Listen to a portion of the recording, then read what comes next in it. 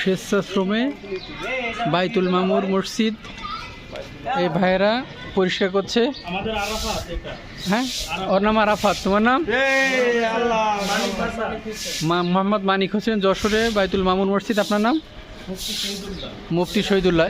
এই ধরনের কাজ যদি সমাজে আরও বেশি হতো, শুধু ঈদ উপলক্ষে নয়, সবসময় যদি মানুষ এই ধরনের কাজ করত, তাহলে মসজিদ কেন্দ্রিক যে কাজগুলো সেটা আরও সুন্দরভাবে হতো।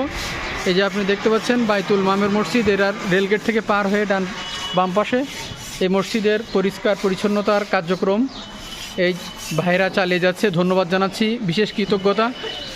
এই ধরনের কাজ দেখে মানুষ যদি উৎসাহিত হয়, তাহলে সমাজে এই ধরনের কাজের প্রতি মানুষের আরও উৎসাহ বেড়ে যাবে। কারণ মুসল্লিরা উজু করে ভিতরে বাইরে সব জায়গায়। তো এর সোয়াব এবং কল্যাণ দেওয়ার মালিক আল্লাহ। আল্লাহ যেন এই ভাইদের উত্তম প্রতিদান দান করে।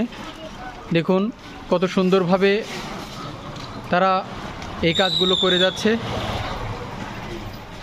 বাইতুল মামুর মসজিদ আজকে এর পরিষ্কার পরিচ্ছন্নতার কার্যক্রম স্বেচ্ছাসেবী কিছু ভাই শুরু করে দিয়েছে। শুভকামনা ভাইদের জন্য।